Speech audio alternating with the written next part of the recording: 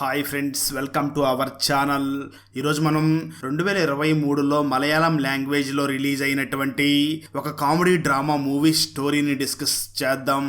అదే Somante Krithavu. Now let's start our video.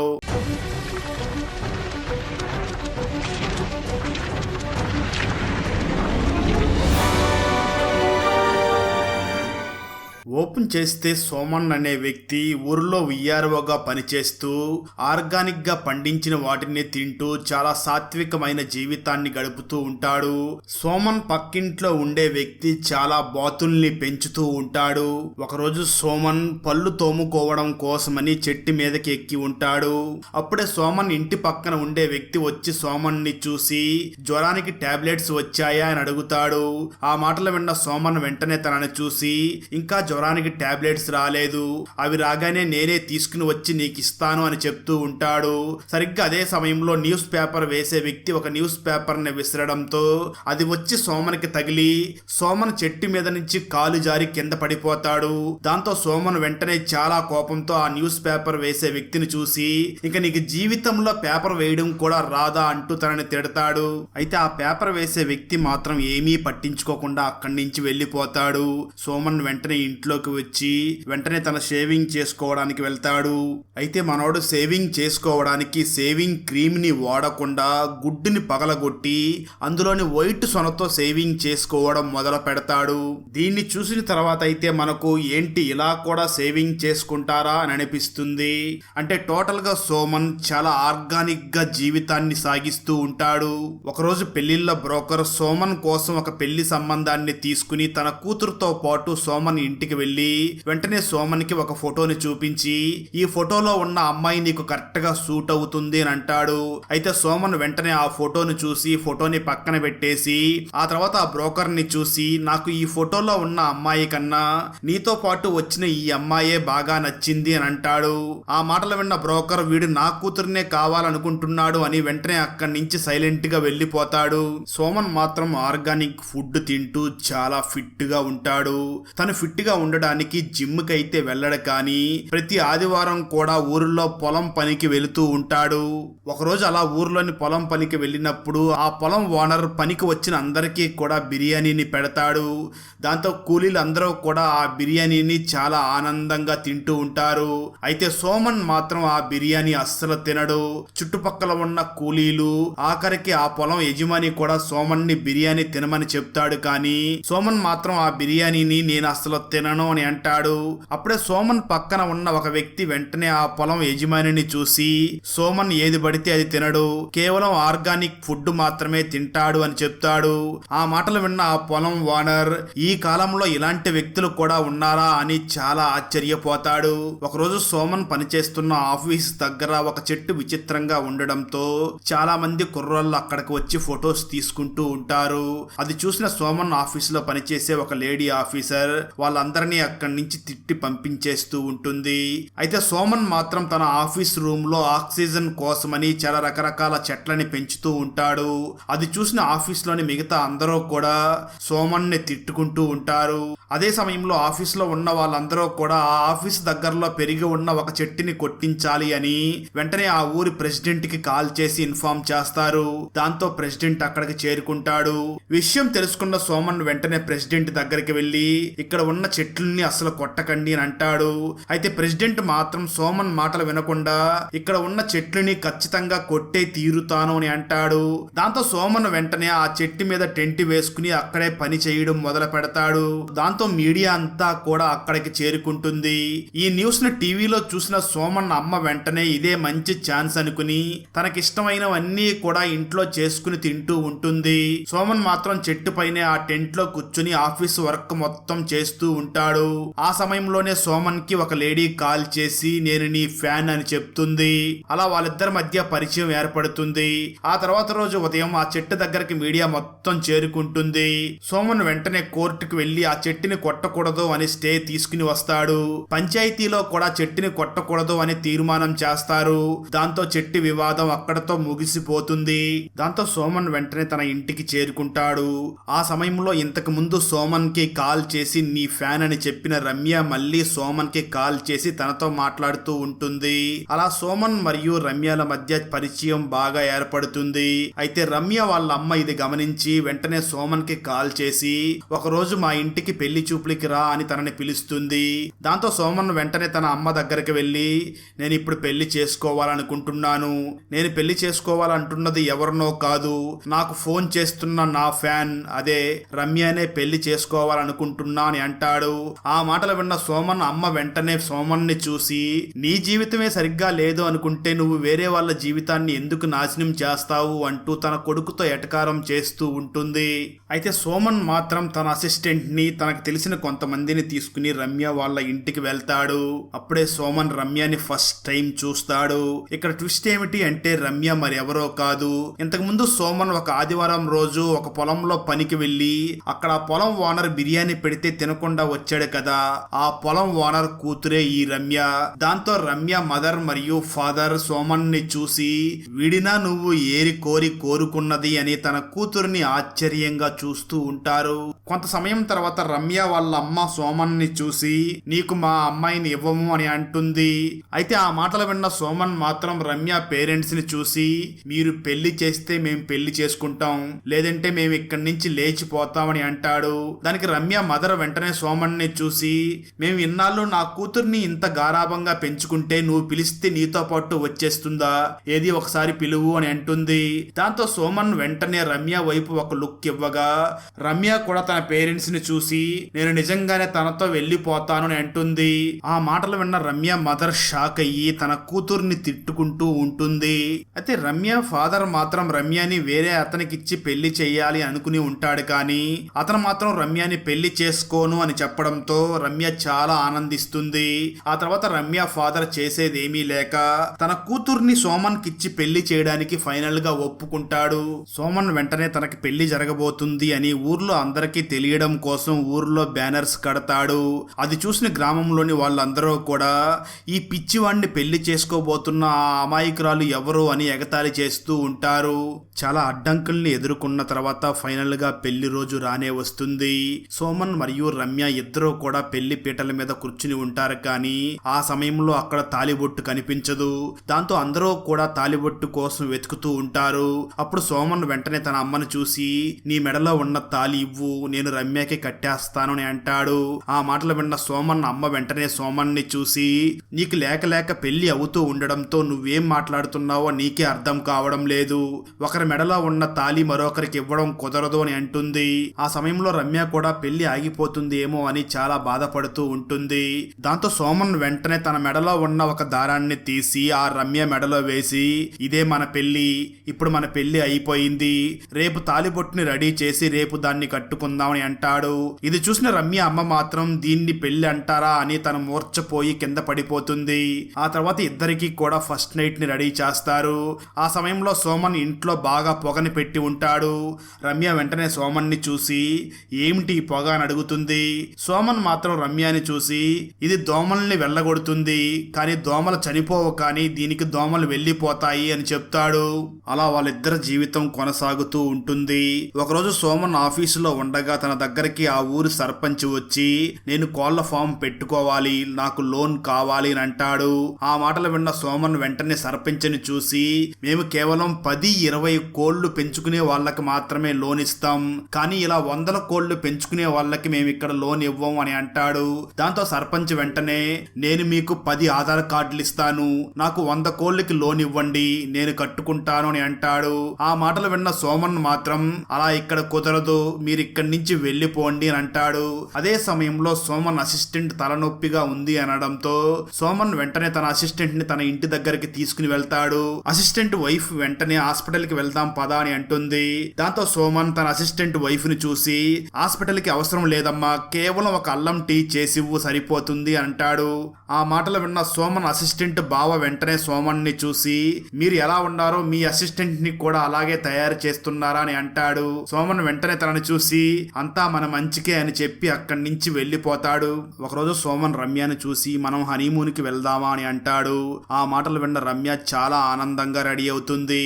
దాంతో సోమన్ మరియు రమ్య ఇద్దరూ కూడా బయలుదేరి ఇంటి నుంచి బయటికి వస్తారు. సరిగ్గా అదే సమయంలో సోమన్ అమ్మ కూడా ఇంటి నుంచి బయటికి వచ్చి నా కొడుకు ఎప్పుడూ కూడా ఆర్గానిక్ అంటూ నాకు రుచులే తెలియడం లేదు అని తను వెంటనే బేకరీకి వెళ్లి తనకి ఇష్టమైనవన్నీ తింటూ ఉంటుంది. మరోపక్క రమ్య సోమన్ని చూసి హనీమూన్కి వెళ్దామని చెప్పి గుడికి తీసుకుని వస్తావా అని అడుగుతుంది. ఆ మాటలు విన్న సోమన్ వెంటనే రమ్యని చూసి కొత్తగా పెళ్ళైన వాళ్ళు ఇలా గుడుల చుట్టూ తిరిగితేనే మంచి సంతానం కలుగుతుంది అని చెప్తాడు. అలా ఇద్దరు బాగా తిరిగి ఇంటికి వస్తారు. ఆ తర్వాత రోజు ఆఫీస్ లో ఉన్న సోమన్ దగ్గరికి ఆ విలేజ్ లో ఉన్న 4 వ్యక్తులు వచ్చి పోయిన సంవత్సరం బాతుల వల్ల మనుషులకి జ్వరాలు వస్తున్నాయి అని బాతుల్ని చంపించారు. అప్పుడు ప్రతి బాతుకి 200 ఇస్తామని చెప్పారు. ఆ డబ్బుల గురించి అడగడం కోసం వచ్చామని అంటారు. ఆ మాటలు విన్న సోమన్ వెంటనే వాళ్ళని చూసి ఇంకా ఆ బిల్లు అప్రూవ్ అవ్వలేదు, అది అప్రూవ్ అవ్వగానే నేనే మీకు కాల్ చేసి చెప్తాను అని అంటాడు. ఆ సమయంలో సోమన్ ఇంటి పక్కన ఉండే వ్యక్తి వెంటనే సోమన్ ని చూసి ఆ డబ్బులు అప్రూవ్ అయినట్లుగా పేపర్ లో వచ్చింది, అందుకే నిన్ను అడగడానికి వచ్చాము అని అంటాడు. ఆ మాటలు విన్న సోమన్ వెంటనే తన పై అధికారి దగ్గరికి వెళ్లి అడుగుతాడు. అప్పుడు ఆ పై అధికారి సోమన్ ని చూసి అవును అది అప్రూవ్ అయ్యింది, వీళ్ళు వచ్చి అడగగానే ఈ డబ్బులు వాళ్ళకి ఇవ్వాలా, కొద్ది రోజులు ఆగిన తర్వాత నేనే ఇస్తాను అని అంటాడు. ఆ మాటలు విన్న సోమన్ తన పై అధికారిని చూసి నువ్వు ఆ డబ్బుల్ని నొక్కేయాలని చూస్తున్నట్లు ఉన్నావు, నువ్వు వెంటనే ఈ ప్రజలకి ఇవ్వవలసిన డబ్బులు వీళ్ళకి ఇవ్వు, లేదంటే నేను మీడియాని పిలిచి చాలా అల్లర చేసి నీ జాబ్ పోయేలాగా చేస్తాను అని అంటాడు. ఆ మాటలు విన్న పై అధికారి భయపడి నువ్వు అన్నంత పని చేసేలా ఉన్నావు, నాకు 2 రోజులు టైం ఇవ్వు, వాళ్ళ డబ్బులు వాళ్ళకి ఇస్తాను, నన్ను మాత్రం వదిలేయి అని అంటాడు. అదే సమయంలో సోమన్ వైఫ్ అయినటువంటి రమ్య ప్రెగ్నెంట్ కావడంతో సోమన్ వెంటనే రమ్య పేరెంట్స్ కి ఫోన్ చేసి విషయం మొత్తం చెప్తాడు. అప్పటి నుంచే సోమన్ రమ్యని జాగ్రత్తగా చూసుకుంటూ ఉంటాడు. ఒకరోజు సోమన్ రమ్యని చూసి నువ్వు కూడా డైలీ పని చెయ్యాలి, అప్పుడే నీకు నార్మల్ డెలివరీ అవుతుంది అని అంటాడు. ఆ మాటలు విన్న రమ్య కూడా సోమన్ చెప్పినట్లుగానే పని చేస్తూ ఉంటుంది. అదే సమయంలో డాక్టర్స్ రమ్యకి బిడ్డ ఎప్పుడు పుట్టబోతుంది అని ఒక డేట్ ఇస్తారు. దాంతో రమ్య పేరెంట్స్ వెంటనే ఒక జ్యోతిష్యుడిని కలిసి మా అమ్మాయికి ఈ డేట్ లో బిడ్డ పుట్టబోతుంది, ఆ రోజు ప్రసవం అయితే ఎలా ఉంటుందో చెక్ చేయమని అడుగుతారు. అది చెక్ చేసిన ఆ జ్యోతిష్యుడు వెంటనే రమ్య పేరెంట్స్ ని చూసి ఆ రోజు బిడ్డ పుడితే 10 సంవత్సరాల కల్లా చనిపోతాడు అని అంటాడు. దాంతో రమ్య పేరెంట్స్ భయపడిపోయి ఆ జ్యోతిష్యుడిని చూసి మీరే ఏదైనా పరిహారం ఉంటే చెప్పండి అని అంటారు. ఆ మాటలు విన్న జ్యోతిష్యుడు వెంటనే రమ్య పేరెంట్స్ ని చూసి ఆ డాక్టర్స్ ఇచ్చిన డేట్ కంటే ఒక రోజు ముందు డెలివరీ అయితే చాలా బాగుంటుంది అని అంటాడు. అయితే సోమన్ మాత్రం ఇలా జరగడానికి వీల్లేదు, రమ్యకి నార్మల్ డెలివరీ మాత్రమే అవ్వాలి, నాకు ఈ ఇంగ్లీష్ డాక్టర్స్ మీద నమ్మకం లేదు అని తనకు తెలిసిన ఒక ప్రసవాలు చేసే మహిళని తన వైఫ్ కూడా నార్మల్ డెలివరీ చేయడం కోసం ఇంటికి తీసుకుని వస్తాడు. ఆ పురుడు పోసే మహిళ సోమన్ ఇంటి దగ్గరే ఉంటూ రమ్యని జాగ్రత్తగా చూసుకుంటూ ఉంటుంది. అయితే ఒక రోజు రమ్య ఇంట్లో పనులు చేస్తూ సడన్ గా కింద పడిపోతుంది. అప్పుడే రమ్యకి పురుటి నొప్పులు వస్తాయి. దాంతో మంత్రసాని వెంటనే రమ్యని పడుకోబెట్టి తనకు ప్రసవం చేస్తూ ఉంటుంది. అదే సమయంలో విషయం తెలుసుకున్న రమ్య పేరెంట్స్ చాలా కోపంతో అంబులెన్స్ తీసుకుని రమ్య మరియు సోమన్ ఉంటున్న ఇంటి దగ్గరికి వస్తారు. వాళ్ళు ఆ ఇంటి దగ్గరికి రాగానే బిడ్డ అరుస్తున్న శబ్దాలు వినిపిస్తాయి. అయితే సోమన్ మాత్రం తన వైఫ్ రమ్య నార్మల్ డెలివరీ ద్వారా ఒక ఆడబిడ్డకి జన్మనివ్వడంతో సోమన్ చాలా సంతోషంతో ఊగిపోతూ ఉంటాడు. అలా 9 ఏళ్లు గడిచిపోతాయి. సోమన్ పక్కింటి అతనికి వయసు అయిపోతూ ఉంటుంది, కానీ సోమన్ మాత్రం ఇంకా అలాగే ఉంటూ ఉంటాడు. దాంతో సోమన్ ని చూసిన పక్కింటి అతను కూడా సోమన్ ఎలా అయితే జీవిస్తున్నాడో సేమ్ అదే విధంగా జీవించడం మొదలు పెడతాడు. సోమన్ తన కూతుర్ని కూడా చాలా పద్ధతిగా పెంచుతూ ఉంటాడు. సోమన్ కూతురు కూడా సోమన్ చెప్పినవన్నీ చేస్తూ ఉంటుంది. ఒకరోజు విఆర్ఓగా పనిచేస్తున్న సోమన్ ఆ ఊరు ప్రెసిడెంట్ తో నీ ఫ్యాక్టరీ నుంచి వచ్చే వ్యర్థాలు పొలాల్లో కలుస్తున్నాయి, అదే విధంగా నువ్వు ఇసుకను కూడా అమ్ముకుంటున్నావని నాకు తెలిసింది అని అంటాడు. ఆ మాటలు విన్న సర్పంచ్ వెంటనే సోమన్ ని చూసి నువ్వు అనవసరంగా నా విషయాల్లోకి ఇన్వాల్వ్ అవ్వకు అని వార్నింగ్ ఇస్తాడు. హీరో మాత్రం తన కూతుర్ని 9 సంవత్సరాలు వచ్చే వరకు ఇంటి దగ్గరే అల్లారు ముద్దుగా పెంచి అప్పుడు తన కూతుర్ని డైరెక్ట్ గా 3వ క్లాస్ లో జాయిన్ చేయడానికి స్కూల్ దగ్గరికి తీసుకుని వెళ్తాడు. స్కూల్ ప్రిన్సిపాల్ మాత్రం ఈ అమ్మాయికి ఒక ఎంట్రన్స్ ఎగ్జామ్ పెట్టవలసి ఉంటుంది అని అంటాడు. అప్పుడు ఆ ప్రిన్సిపాల్ సోమన్ కూతుర్ని చూసి నీ పేరేమిటి అని అడుగుతాడు. దానికి ఆ అమ్మాయి ఐఆమ్ ఇండియా అని అంటుంది. ఆ మాటలు విన్న ప్రిన్సిపాల్ అదేమిటి I am India, I am from India కదా అని అంటాడు. దానికి సోమన్ కూతురు మాత్రం నా పేరే ఇండియా అని అంటుంది. అదే విధంగా సోమన్ కూతురు తనకి పెట్టిన ఎంట్రన్స్ ఎగ్జామ్ లో కూడా చాలా మంచి మార్కులు తెచ్చుకుంటుంది. దాంతో తను ఆ స్కూల్లో 3వ క్లాస్ లో జాయిన్ అవుతుంది. సోమన్ కూతురు ఇంట్లోనూ స్కూల్లోనూ కూడా చాలా చలాకీగా ఉంటూ ఉంటుంది. ఒకరోజు సోమన్ కూతురు సోమన్ ని చూసి నానా, అమ్మా నాన్నలకి పిల్లలు ఎలా పుడతారో అని అడుగుతుంది. ఆ మాటలు విన్న సోమన్ మదర్ ఇంత చిన్న వయసులో ఎలాంటి క్వశ్చన్స్ అడుగుతుందో చూడు అంటూ తన మనవరాల్ని తిడుతూ ఉంటుంది. చిన్న పిల్ల అమ్మ తనకేం తెలుస్తుంది అని వెంటనే తన కూతుర్ని తన దగ్గరికి పిలుచుకుని అమ్మా నాన్న పెళ్లి చేసుకుని ఒకటవుతారు. ఇప్పుడు ఆడవాళ్ళు కడుపులో మోసి ఎంతో నొప్పితో ప్రసవిస్తారు కాబట్టి జీవితంలో మనం ఎప్పటికీ అమ్మని బాగా చూసుకోవాలి అని చెప్తాడు. ఆ మాటలు విన్న సోమన్ అమ్మ చాలా ఎమోషనల్ అయ్యి కన్నీళ్లు పెట్టుకుంటుంది. అలా సోమన్ తన కూతుర్ని అల్లారు ముద్దుగా పెంచుకుంటూ ఉంటాడు. ఒకరోజు సోమన్ తన కూతురికి చెరువులో ఈత నేర్పిస్తూ ఉంటాడు. అప్పుడే తన కూతురు స్కిన్ మీద ఎలర్జీ రావడంతో సోమన్ వెంటనే చెరువులోకి చూడగా అక్కడ చాలా చేపలు కూడా చనిపోయి ఉంటాయి. అది గమనించిన సోమన్ ఈ సర్పంచ్ ఇంకా మారినట్టు లేదు, ఈ చెరువులోకి విషపూరితమైన వ్యర్థాలని వదులుతున్నట్లు ఉన్నాడు అని తన మనసులో అనుకుంటాడు. అదే సమయంలో టీవీ న్యూస్ లో బాతులను పెంచడం వల్ల మనుషులకి జ్వరాలు వస్తున్నాయి అని చెప్తూ ఉంటారు. ఆ మాటలు విన్న ఊర్లోని వాళ్ళందరూ కూడా ఇక మీదట బాతులని చికెన్ ని తినకూడదు అని అనుకుంటూ ఉంటారు. సరిగ్గా అదే సమయంలో ఊరి ప్రెసిడెంట్ మరికొంతమందిని తీసుకుని సోమన్ ఇంటి పక్కన బాతులు పెంచుతూ ఉండే వ్యక్తి దగ్గరికి వచ్చి, నువ్వు ఊర్లో బాతుల్ని పెంచుతున్నావు, దీనివల్ల ఊర్లోని వాళ్ళకి జ్వరాలు వస్తున్నాయి, గవర్నమెంట్ ఒక్కొక్క బాతుకి 200 ఇస్తారు, నువ్వు ఆ బాతులన్నిటినీ చంపేయని అంటాడు. దానికి ఆ వ్యక్తి మాత్రం ప్రెసిడెంట్ ని చూసి, మీరిచ్చే డబ్బులు తీసుకుని నేనేం చెయ్యాలి, నేను మాత్రం బాతుల్ని చంపను అని అంటాడు. దాంతో ప్రెసిడెంట్, నేను ఇప్పుడే బాతుల్ని చంపే వాళ్ళని తీసుకుని వస్తాను అని అంటాడు. సరిగ్గా అదే సమయంలో సోమన్ వచ్చి అక్కడ ఉన్న బాతులన్నిటినీ కూడా చెరువులోకి వదిలేస్తాడు.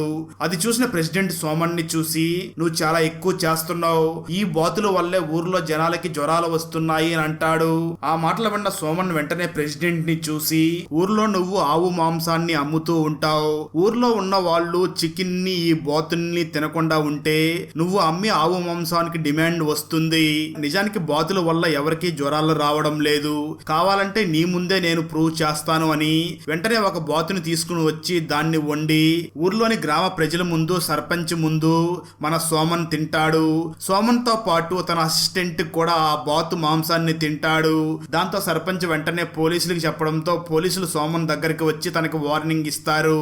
అయితే సోమన్ మాత్రం పోలీసుల మాటలు కూడా పట్టించుకోకుండా, ఇలా బాతు మాంసం వల్ల ఎవరికి జ్వరాలు రావడం లేదు సార్ అని అంటాడు.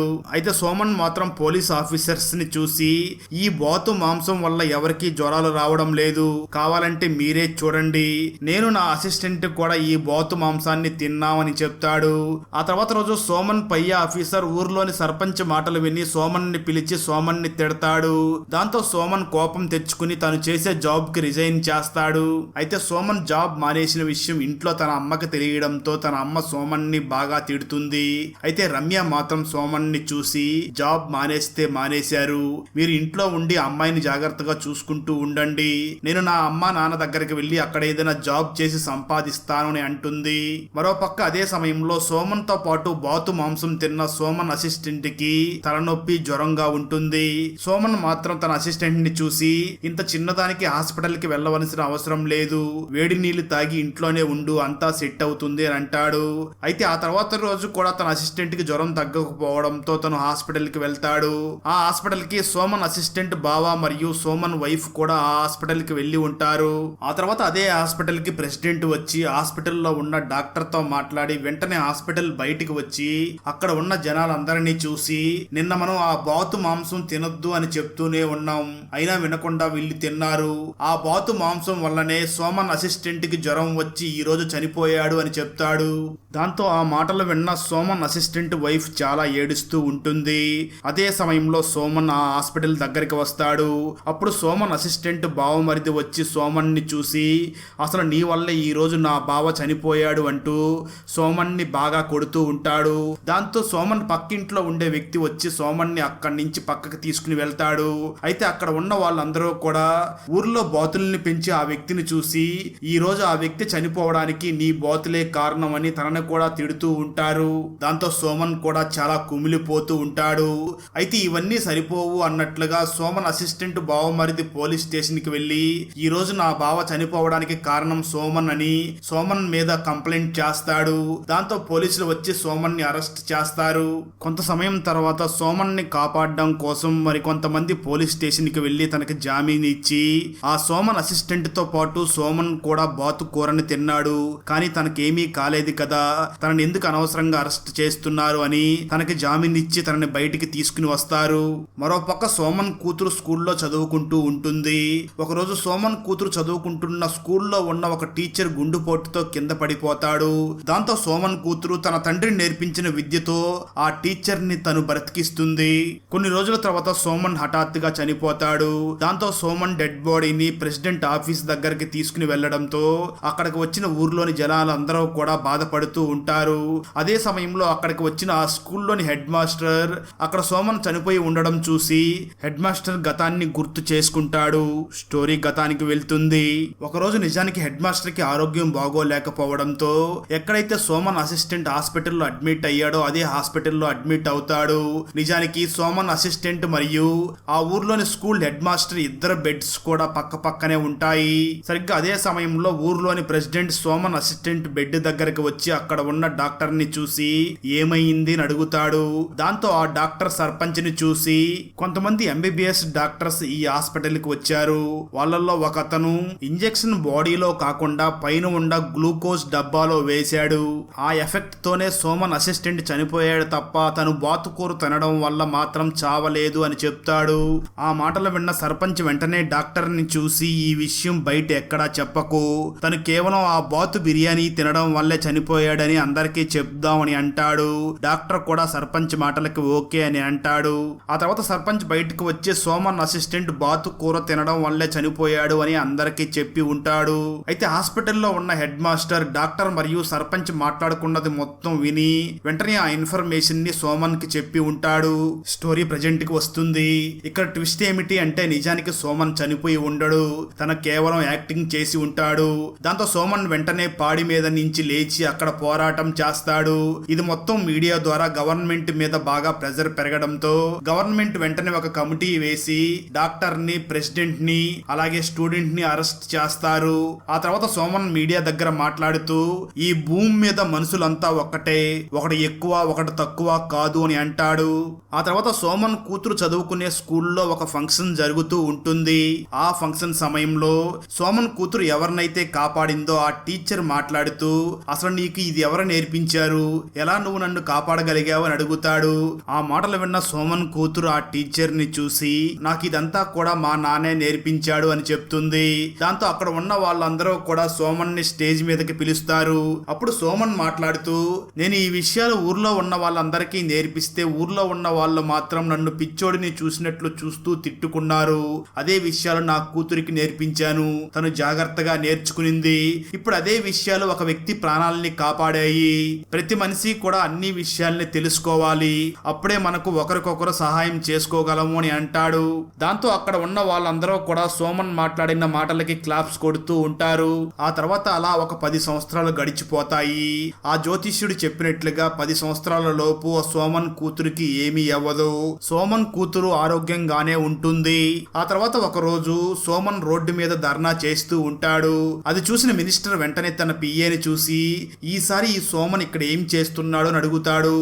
ఆ మాటలు విన్న పిఏ 3 సంవత్సరాల క్రితం కరోనా వచ్చింది కదా, దాని తర్వాత ఎటువంటి వ్యాధులు రాలేదు, ఎందుకంటే ప్రకృతిని జనాలు నాశనం చెయ్యలేదు, అందువల్లే జనాలకి ఏమీ వ్యాధులు రాలేదని తను భావిస్తున్నాడు. అందుకే ప్రతి సంవత్సరం ఒక 3 నెలల లాక్డౌన్ విధించాలి అని ఈ సోమన్ పోరాటం చేస్తున్నాడు అని చెప్తాడు. ఆ మాటలు విన్న మినిస్టర్ నవ్వి ఇలా ప్రాక్టికల్ గా సాధ్యం కాదు అని అంటాడు. అక్కడతో ఈ మూవీ ఎండ్ అవుతుంది.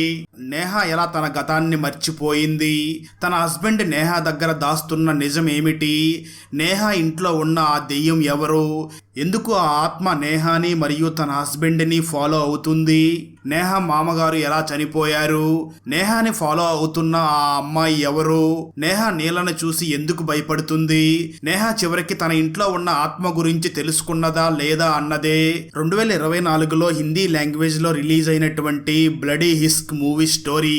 ఈ ఫుల్ మూవీ స్టోరీని తెలుగులో వినాలి అనుకుంటే ఈ వీడియో డిస్క్రిప్షన్ లో ఉన్న లింక్ ని క్లిక్ చేసి చూడండి. ఫ్రెండ్స్, వీడియో నచ్చినట్లయితే లైక్ చేసి ఒక చిన్న కామెంట్ చేస్తే మాకు నెక్స్ట్ వీడియో చేయడానికి ఎంకరేజింగ్ గా ఉంటుంది. అలాగే ఛానల్ ని సబ్స్క్రైబ్ చేసి పక్కనే ఉన్న బెల్ ఐకాన్ ని క్లిక్ చేసి సపోర్ట్ చేయండి. Thanks for watching. జై హింద్.